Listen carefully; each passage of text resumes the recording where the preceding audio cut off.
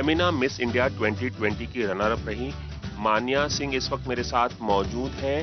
खास बात यह है कि उनका जो बैकग्राउंड है वो काफ़ी गौर करने लायक है। वो एक रिक्शा चलाने वाले की बेटी है और एक बहुत कड़ा संघर्ष करके वो इस मकाम तक पहुंची है। हम तमाम बातें करेंगे। सबसे पहले बहुत बहुत बधाई आपको मान्या, आपने इस मुकाम तक आप पहुंची, ब्यूटी पेजेंट में हिस्सा लिया जो देशव्यापी स्तर पर होता है हर साल, और आप रनर अप साबित हुई। बहुत बहुत मुबारक हो। कैसा इस वक्त आपको महसूस हो रहा है? सबसे पहली बात धन्यवाद आप सबको और नमस्ते। मेरी फर्स्ट फीलिंग ये है कि मैं ग्रेटफुल हूँ क्योंकि मुझे ये प्लेटफॉर्म मिला और मिस इंडिया ऑर्गेनाइजेशन ने मुझे ये अपॉर्चुनिटी दी कि मैं लोगों के सामने खड़े होकर ये बोल सकूँ कि आप अपनी इमेजिनेशन से बढ़ के अपने सपनों को देखें। कोई भी चीज़ मुश्किल नहीं होती। आप कहीं से भी बिलोंग करते हैं वो फ़र्क नहीं पड़ता, आप कितनी मेहनत करते हैं वो फ़र्क पड़ता है। तो मेरे लिए ये फीलिंग है कि मैं प्राउड हूँ खुद पे और उन सब पे जिन्होंने मुझे सपोर्ट किया, मुझे अपनी फैमिली की तरह, एक बेटी की तरह रखा, और मेरे पेरेंट्स पे भी। Thank you. दर्शकों, जैसे कि मैंने बताया कि इनके पिताजी जो हैं वो रिक्शा चलाते हैं और इनका जो बैकग्राउंड रहा है वो काफ़ी संघर्षशील रहा है। इतना ही नहीं, इन्होंने भी काफ़ी मशक्क़त की है, पढ़ाई से लेकर तमाम चीज़ें। कई जगह वो काम भी करती थी और फिर जाकर उन्होंने ये मकाम हासिल किया। उसके बारे में हम बात करेंगे। आपके पिता एक रिक्शा चलाने वाले ड्राइवर हैं और ऐसे में ये ड्रीम आपने कैसे साकार किया, इस सपने को कैसे साकार किया? कितनी मुश्किलें पेश आई? मैं लोअर मिडिल क्लास से बिलोंग करती हूँ जहाँ पे लड़कियों के लिए पढ़ाई करना भी बहुत मुश्किल होता है क्योंकि कहीं ना कहीं हमारे देश में एजुकेशन इज़ वेरी एक्सपेंसिव। तो बहुत मेहनत करके अपना एजुकेशन मैंने कंप्लीट किया। मेरे परिवार वालों का उतना ही सपोर्ट था जितना अभी मुझे अपने देश से मिल रहा है। स्ट्रगल्स बहुत थे, काम बहुत जगह किया, रेस्टोरेंट्स में काम किया। जानना चाहूँगा क्या क्या काम किया आपने अपनी पढ़ाई करने के लिए, पूरी करने के लिए? मैंने रेस्टोरेंट में काम किया है, पिज़्ज़ा हट में, जहाँ पे मुझे लोगों के जूठे बर्तन धोने पड़ते थे। तो उस टाइम पे मुझे ऐसा लगता था कि मैं एक ऐसा काम कर रही हूँ जहाँ पे मुझे पावर मिल रही है, और कोई भी काम बुरा या अच्छा नहीं होता। उसमें आप कितने पैशनेट हो वो फ़र्क पड़ता है। हर चीज़ से आपको सीखनी चाहिए और मैंने वहाँ से सीखा। फिर वो जर्नी मेरी स्टार्ट हुई जब मैंने अपना ग्रेजुएशन में एडमिशन लिया। फिर मैंने कॉल सेंटर ज्वाइन किया क्योंकि मुझे मिस इंडिया बनना था और मुझे पता था कि जब मैं मिस इंडिया बनूंगी तो उसके लिए सबसे इम्पॉर्टेंट ये होता है कि हम कैसे बोलते हैं और क्या बोलते हैं। तो मैंने अपने एजुकेशन के साथ साथ कॉल सेंटर में जॉब किया, अपनी लैंग्वेज पे वर्क किया, अपने वॉइस पे वर्क किया। कॉल सेंटर एक ऐसी जगह है जहाँ पे मुझे ट्रेनिंग मिली कि कैसे बात करते हैं। इस उद्देश्य से आपने कॉल सेंटर ज्वाइन किया कि आपको ब्यूटी पेजेंट में हिस्सा लेना है और आपकी भाषा को, अंग्रेजी आपको सुधारनी है?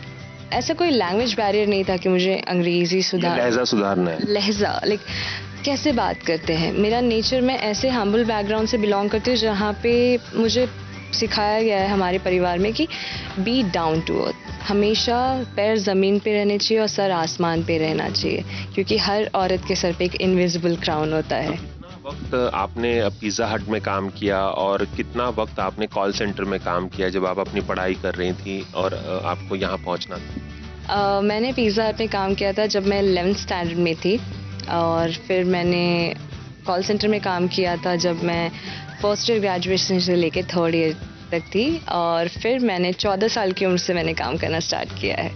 तो पार्ट एंड पार्सल मैं हर जगह पे लोगों के जूते साफ किए हैं, लोगों से बात। मेरे लिए एक चीज़ थी कि लाइफ में ना जो भी सिचुएशन आता है उससे सीखना चाहिए। मेरे लिए जो भी इंस्टेंस आया मेरी लाइफ में, मैंने एक चीज़ ध्यान से रखी है कि मैं जो भी बोलूँगी दिल से बोलूँगी और लोगों को ऑब्जर्व करूँगी, क्योंकि मैंने एक चीज़ सीखी है अपने पेरेंट्स से कि क्लास लेना it's not a big thing, but आप कैसे ऑब्जर्व करके सीखते हो वो मैटर करता है। तो मैंने जॉब करना स्टार्ट किया और मैंने लोगों को ऑब्जर्व किया कि लोग कैसे रहते हैं, रहन सहन कैसा है, क्योंकि मुझे पता था कि I want to do something big. And Miss India वो प्लेटफॉर्म था और मिस इंडिया पे आने से पहले मुझे अपने आप में ही बहुत सारे सुधार लाने थे। तो मेरी पर्सनालिटी, मेरे the way I carry myself, it should be like genuine, down to earth and whatever, like जो भी मैं बोलती हूँ लोगों को कनेक्ट होना चाहिए। आपकी पढ़ाई के लिए आपकी मम्मी ने जेवरात भी बेच दिए थे, हमने सुना है, क्या ये सही है? उसके बारे में बताइए। मेरी स्कूलिंग कभी एडमिशन बेसिस पे नहीं हुई है। हार्डली मैंने 3rd स्टैंडर्ड तक एडमिशन पे पढ़ाई की है, बट 3rd स्टैंडर्ड से लेके मैंने 10th स्टैंडर्ड तक विदाउट एडमिशन स्कूल में पढ़ाई की है, जहाँ पे मेरे पेरेंट्स स्कूल से रिक्वेस्ट करते थे कि we won't be able to pay fees for admission, हम आपको एग्ज़ाम फीस दे देंगे, क्या आप हमारे बच्चे को क्लास में बैठने देंगे। वो स्कूलिंग मैंने सिंपैथी बेसिस पे कंप्लीट की। और प्रॉपर एडमिशन, ऑफिशियली एडमिशन नहीं हुआ था 3rd से 10th के बीच में? नहीं। और स्कूल अटेंड करने के लिए वो जब मेरा जब मैं जूनियर केजी में मेरा एडमिशन हुआ था, मेरी मम्मी ने अपने पैर के पायल बेच के मेरे एडमिशन कराए थे। तो वहाँ से पढ़ के लोगों के स्कूल के सिंपैथी बेसिस पे मैंने एग्ज़ाम्स दिए, सीखा, क्योंकि सीखना कभी रोकना नहीं चाहिए। जब आप सीखोगे तभी आप आगे बढ़ोगे। और मेरे लिए यही था कि मैं कहीं भी जाऊंगी, मैं लोगों को बहुत अच्छे से ऑब्जर्व करती हूँ और सीखती हूँ उनसे, अच्छी बुरी सारी चीज़ें, और फिर मुझे पता रहता है कि क्या चीज़ मुझे इम्प्लीमेंट करनी चाहिए। तो मैंने अपना 10th स्टैंडर्ड 3rd से लेके 10th स्टैंडर्ड तक विदाउट एडमिशन पढ़ाई की है। 11th स्टैंडर्ड से जब मैंने अपनी रिस्पॉन्सिबिलिटी अपने सर पे रखी कि अब मुझे अपनी पढ़ाई अच्छे से करनी है, मेरे पेरेंट्स का भी उसमें साथ था। मुझे मेरे कॉलेज से स्कॉलरशिप मिली थी, तो मैंने अपना ग्रेजुएशन कंप्लीट किया, 11th 12th कंप्लीट किया, और फिर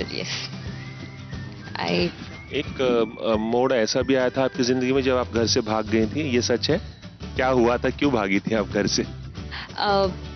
बहुत इश्यूज हुए थे घर में, पर्सनल प्रॉब्लम हुई थी, वायलेंस हुआ था, and the day I realise कि मैं यहीं पे फंसी रह जाऊंगी, अगर आगे नहीं निकली तो शायद ये 4 दीवारी के बीच में मैं भी बंद हो जाऊंगी।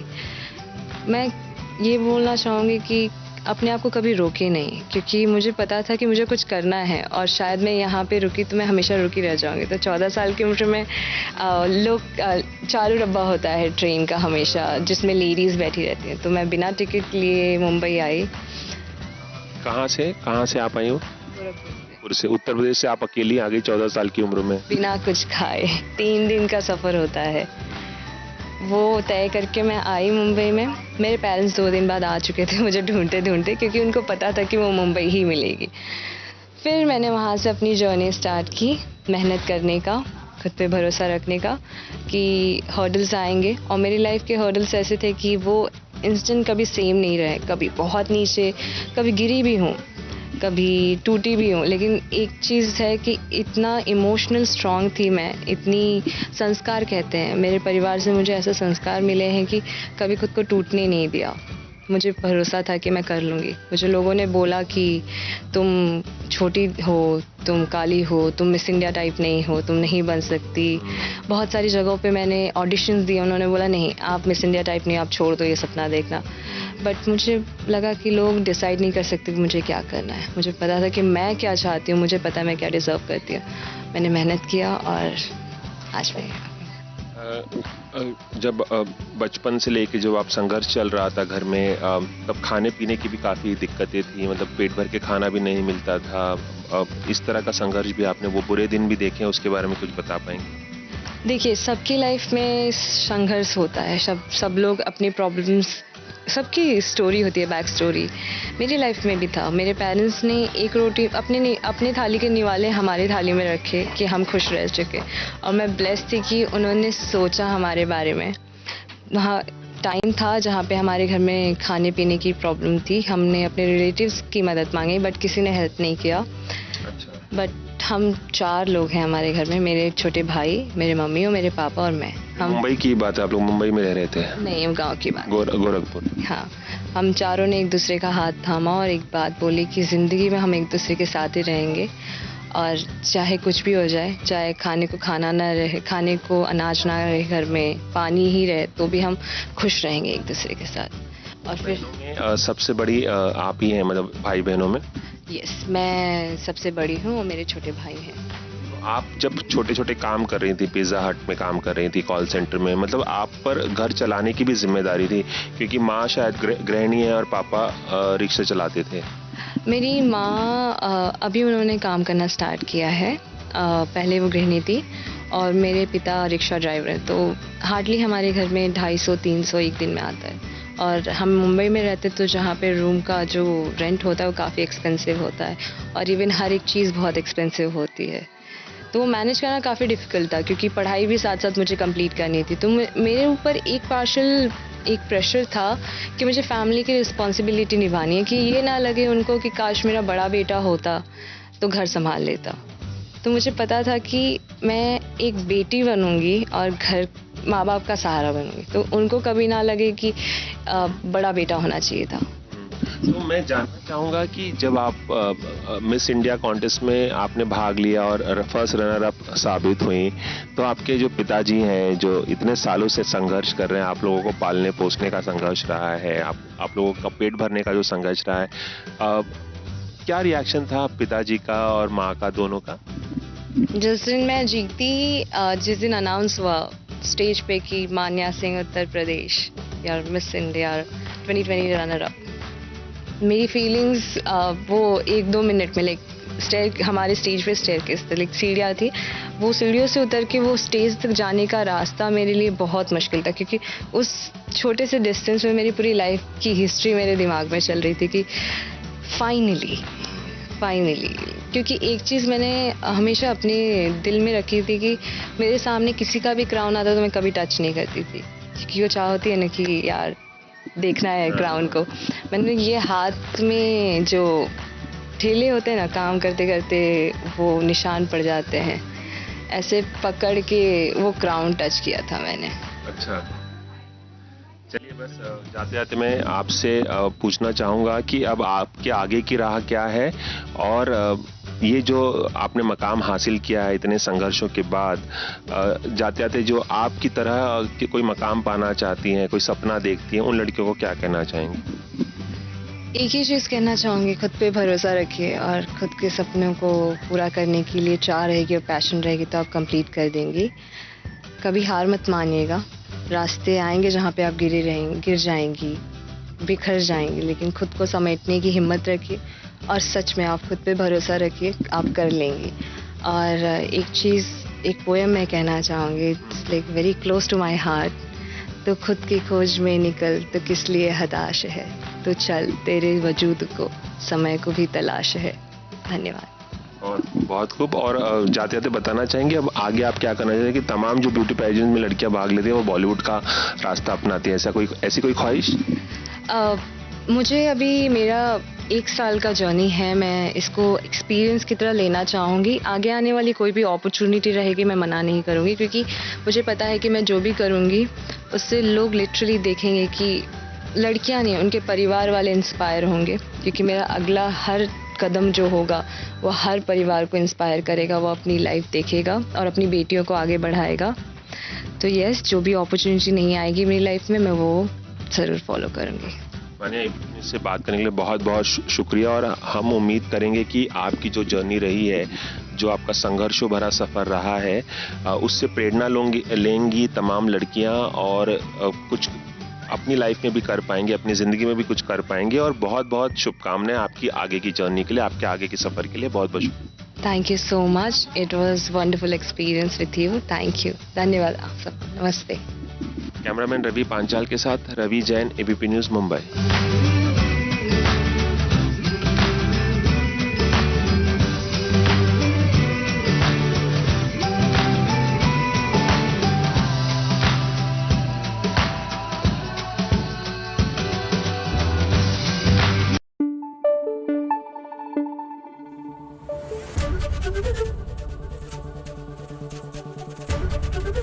एबीपी न्यूज़ आपको रखे आगे।